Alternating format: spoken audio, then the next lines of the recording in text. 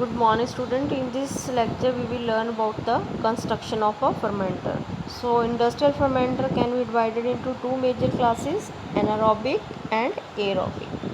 So anaerobic fermenter require little special equipment except for removal of heat generated during the fermentation process, and whereas aerobic fermenter require much more elaborate equipment to ensure the mixing and adequate aerations are achieved.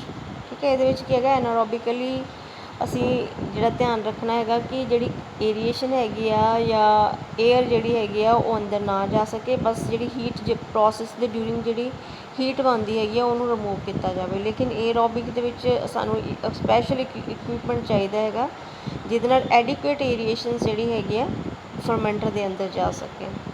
So most industrial fermentation process are aerobic. Most industrial ਜਿਹੜੀਆਂ ਹੈਗੀਆਂ processes ਉਹ ਕਿਹੜੀਆਂ ਹੁੰਦੀਆਂ ਹੈਗੀਆਂ aerobic processes ਹੁੰਦੀਆਂ ਹੈਗੀਆਂ। ਅਤੇ ਜਿਹੜੀਆਂ ਏਅਰੋਬਿਕ ਪ੍ਰੋਸੈਸਿਸ ਹੁੰਦੀਆਂ ਹੈਗੀਆਂ ਉਹ ਟਿਪੀਕਲ ਏਅਰੋਬਿਕ ਫਰਮੈਂਟਰ ਬਣਾਉਂਦੀਆਂ ਹੈਗੀਆਂ। ਜਿੱਦਾਂ ਫਰਮੈਂਟਰ ਸਾਈਜ਼ ਮੈਂ ਅਸੀਂ ਲਾਸਟ ਲੈਕਚਰ 'ਚ ਡਿਸਕਸ ਕੀਤਾ ਸੀਗਾ 1 ਤੋਂ 2000 ਲੀਟਰ ਜਿਹੜਾ 20000 ਲੀਟਰ ਜਿਹੜਾ ਹੈਗਾ ਉਹ ਅਸੀਂ ਡਾਇਗਨੋਸਟਿਕ ਐਨਜ਼ਾਈਮ ਜਿਹੜੇ ਹੈਗੇ ਆ ਸਬਸਟੈਂਸ ਮੋਲੀਕੂਲਰ ਮੋਲੀਕੂਲਰ ਪੋਲਿਸ਼ ਵਾਸਤੇ ਯੂਜ਼ ਕਰਦੇ ਹੈਗੇ।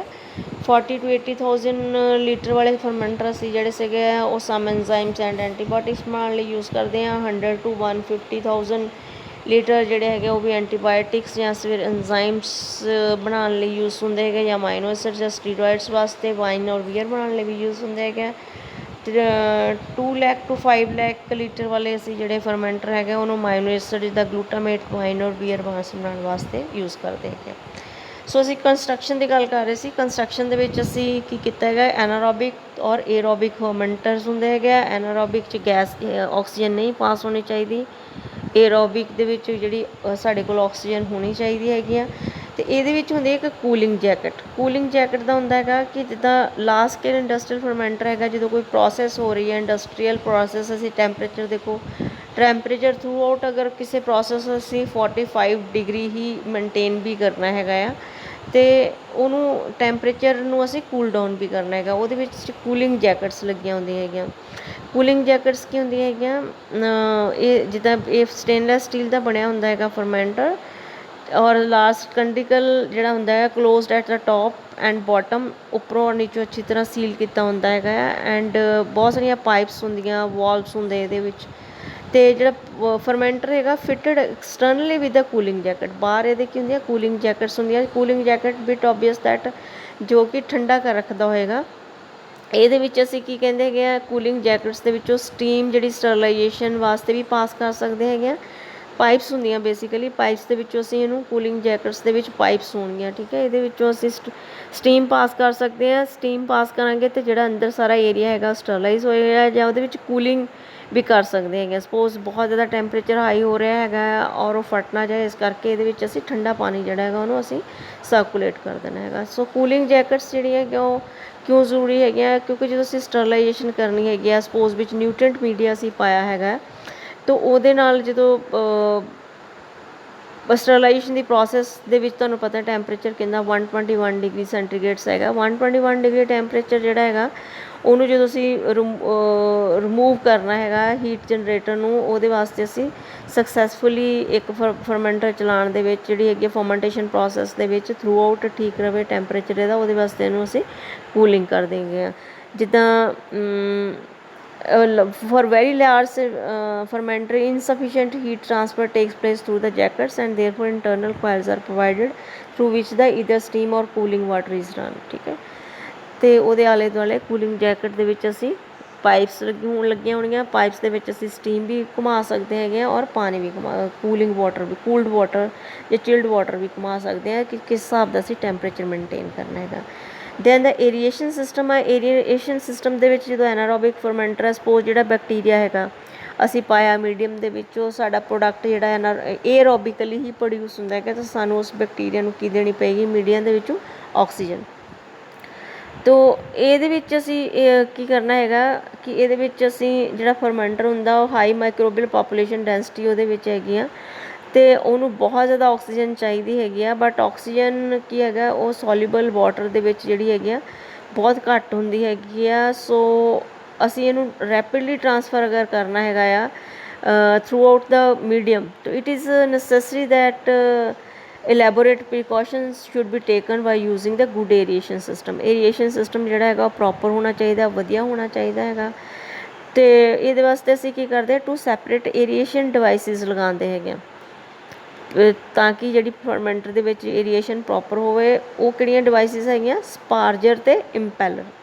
ਇਹ ਦੋਨੋਂ ਆਕਸੀਜਨ ਪ੍ਰੋਵਾਈਡ ਕਰਦੇ ਹੈਗੇ, ਏਰੀਏਸ਼ਨ ਪ੍ਰੋਵਾਈਡ ਕਰਦੇ ਹੈਗੇ ਆ। ਆਈ ਰਿਪੀਟ, ਸਪਾਰਜਰ ਅਤੇ ਇੰਪੈਲਰ ਕੀ ਕਰਦੇ ਹੈਗੇ, ਏਰੀਏਸ਼ਨ ਪ੍ਰੋਵਾਈਡ ਕਰਦੇ ਹੈਗੇ ਆ ਅਤੇ ਆਕਸੀਜਨ ਪ੍ਰੋਵਾਈਡ ਕਰਦੇ ਆ। ਸਪਾਰਜਰ ਜਿਹੜਾ ਹੈਗਾ typically just a series of holes in a metal ring or a nozzle through which the filtered sterilised air passes into the fermenter. Sparger ਦੇ ਵਿੱਚ ਕੀ ਹੁੰਦਾ ਹੈਗਾ, ਇੱਕ ਟਿਊਬ ਇੱਕ ਪਾਈਪ ਜਿਹੜੀ ਹੈਗੀ ਆ ਸਟੇਨਲੈਸ ਸਟੀਲ ਦੀ ਪਾਈਪ ਇਮੈਜਿਨ ਕਰੋ, ਉਹਦੇ ਵਿੱਚ ਹੋਲ ਕੀਤੇ ਹੋਏ ਆ ਇੱਕ ਪਰਟੀਕੂਲਰ ਡਿਸਟੈਂਸ ਦੇ ਵਿੱਚ, ਉਹਨੂੰ ਅਸੀਂ ਸਪਾਰਜਰ ਕਹਿੰਦੇ ਆ। I will show you the sparger in the fermenter. Coming to the fermenter, ਇਹ ਦੇਖੋ ਸਿਲੰਡਰੀਕਲ ਫਰਮੈਂਟਰ ਹੈਗਾ। ਅਸੀਂ ਸਟਾਰਟ ਕਰਦੇ ਹੈਗੇ ਹਾਂ ਜੈਕਟ ਤੋਂ ਸਟਾਰਟ ਕਰਦੇ ਹੈਗੇ ਹਾਂ। ਕਾਮਨ ਦਿਸ ਇਜ਼ ਇਹ ਕੂਲਿੰਗ ਜੈਕਟ ਤੋਂ ਸਟਾਰਟ ਕਰਦੇ ਹਾਂ, ਠੀਕ ਹੈ।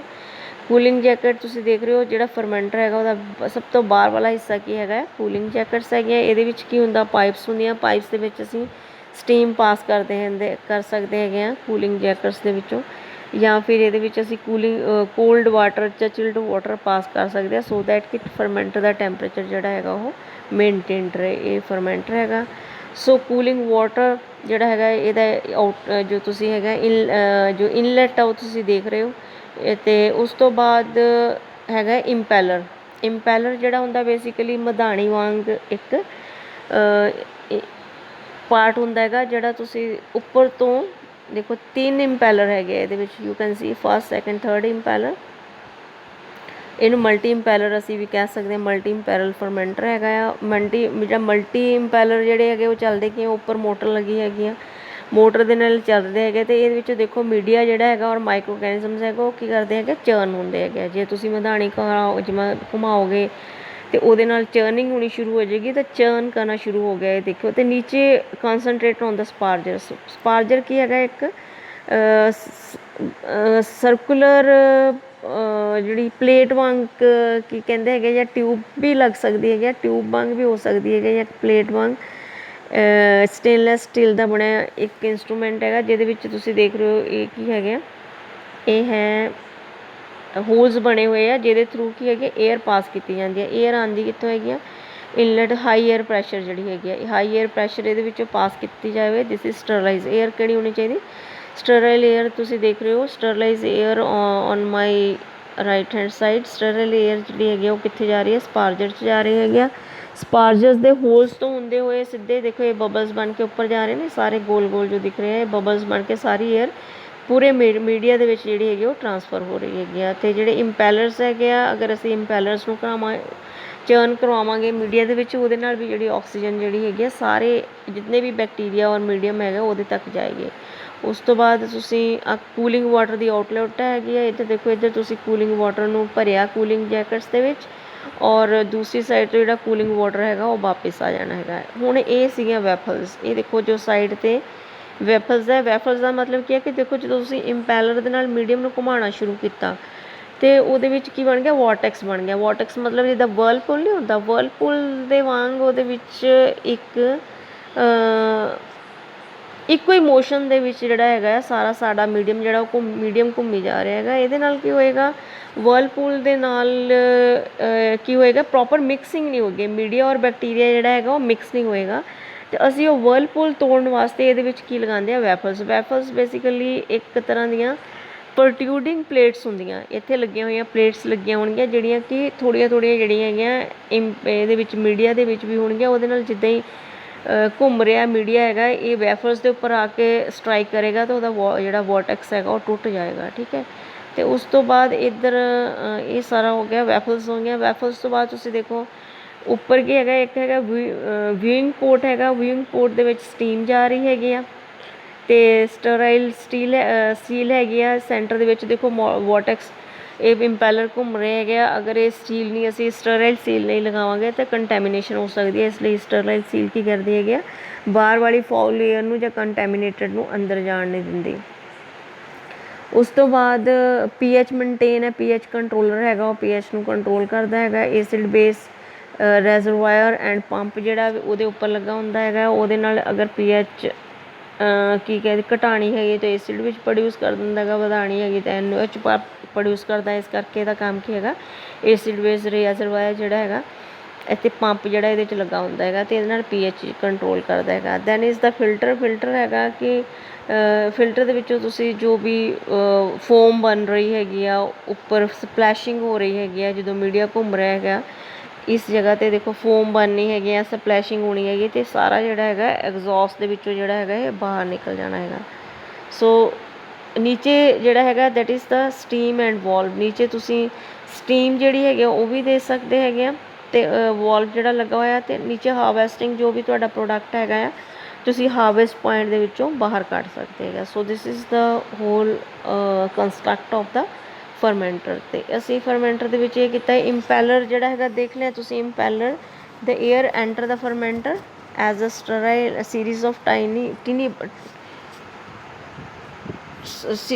tiny bubbles and from where the oxygen passes into diffuses into the liquid medium। ये दिखा ਦਿੱਤਾ ਮੈਂ ਤੁਹਾਨੂੰ ਛੋਟੇ ਛੋਟੇ ਦੇਖੋ ਜਦੋਂ ਐਜੀਟੇਟਰ ਚੱਲਦਾ ਹੈਗਾ, ਇੰਪੈਲਰ ਚੱਲਦਾ ਹੈਗਾ ਛੋਟੇ ਛੋਟੇ, ਔਰ ਜਦੋਂ ਅਸੀਂ ਸਟਰਲ ਏਅਰ ਪਾਸ ਕਰਦੇ ਹੈਗੇ ਛੋਟੇ ਛੋਟੇ ਬਬਲਸ ਜਿਹੜੇ ਹੈਗੇ ਆ ਸਾਰੇ ਕਿੱਥੇ ਚਲੇ ਜਾਂਦੇ ਹੈਗੇ, ਡਿਫਿਊਜ਼ਨ ਦੇ ਵਿੱਚ ਡਿਫਿਊਜ਼ ਹੋ ਜਾਂਦੇ ਆ ਲਿਕੁਇਡ ਕਲਚਰ ਮੀਡੀਅਮ 'ਚ। ਹੁਣ ਜਿਹੜਾ ਇੰਪੈਲਰ ਹੈਗਾ ਜਿਹਨੂੰ ਐਜੀਟੇਟਰ ਵੀ ਕਹਿੰਦੇ ਹੈਗੇ ਆ,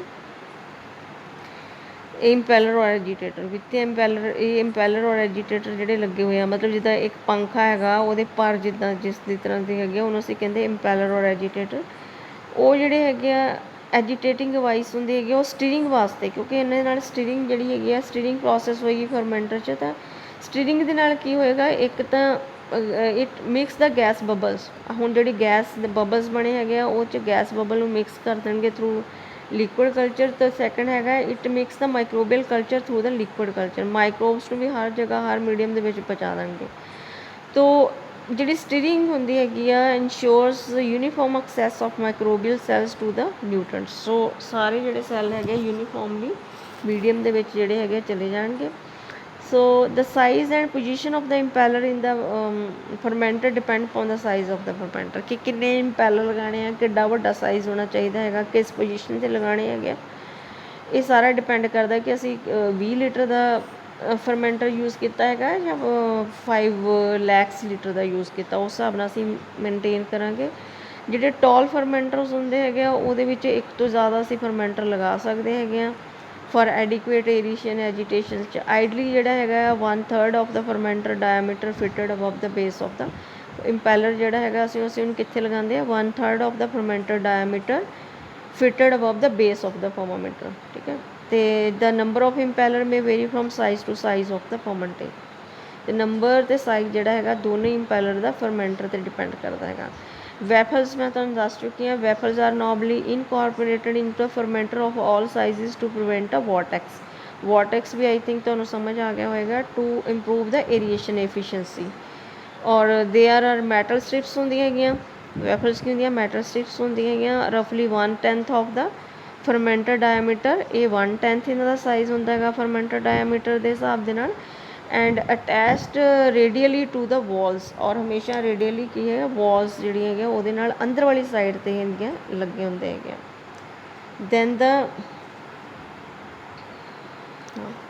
ਨੈਕਸਟ ਇਜ਼ ਦਾ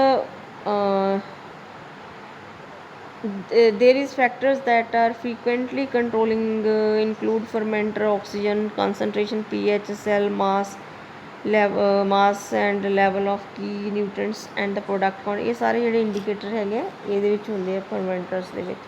ਅਤੇ ਫਰਮੈਂਟਰ 'ਚ ਕੰਪਿਊਟਰ ਦਾ ਕੀ ਯੂਜ਼ ਹੈਗਾ, ਕੰਪਿਊਟਰ ਜਿਹੜੇ ਹੈਗੇ ਆ ਉਹ produce remarkable impact in the ਫਰਮੈਂਟਰ work, ਕਿਉਂਕਿ ਰੀਸੈਂਟ ਈਅਰ ਦੇ ਵਿੱਚ ਜਿਹੜਾ ਹੈਗਾ computer used to model fermentation process in industrial fermenters 'ਚ ਤੇ ਇਹਦੇ ਵਿੱਚ ਅਸੀਂ ਕੰਪਿਊਟਰ ਦੇ ਨਾਲ ਕੀ ਕਰ ਸਕਦੇ ਹਾਂ, ਕੰਪਿਊਟਰਸ ਦੇ ਨਾਲ ਅਸੀਂ ਕੈਲਕੂਲੇਸ਼ਨਸ ਕਰ ਸਕਦੇ ਹੈਗੇ ਹਾਂ, ਕੈਲਕੂਲੇਸ਼ਨ ਦਾ ਮੋਨੀਟਰਿੰਗ ਕਰ ਸਕਦੇ ਹਾਂ। ਜੋ ਵੀ ਸਾਡਾ ਡਾਟਾ ਆ, ਡਾਟਾ ਨੂੰ ਅਸੀਂ ਇੱਕ ਉਹਨਾਂ ਦਾ ਪੂਰਾ ਪ੍ਰਿੰਟ ਲੈ ਸਕਦੇ ਹੈਗੇ ਹਾਂ, ਡਾਟਾ ਸਟੋਰੇਜ ਕਰਕੇ ਰੱਖ ਸਕਦੇ ਹੈਗੇ ਹਾਂ, ਐਰਰ ਡਿਲੀਟ ਕਰ ਸਕਦੇ ਹੈਗੇ ਹਾਂ, ਔਨਲਾਈਨ ਡਾਟਾ ਅਸੀਂ ਐਗਜ਼ੀਕਿਊਟ ਕਰ ਸਕਦੇ ਫਰਮੈਂਟਰਸ ਦੇ ਨਾਲ।